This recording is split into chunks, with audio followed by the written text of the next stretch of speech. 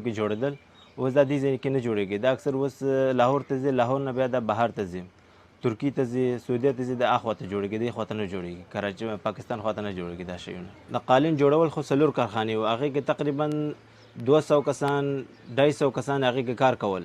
اوس هغه کارخانونه د قالین کارخانونه خو بالکل ختم شوی دي، صرف اوس دغه د پشم کارخانې دي، اوس هغې کې د صرف دغه یو دانې پاتې دي.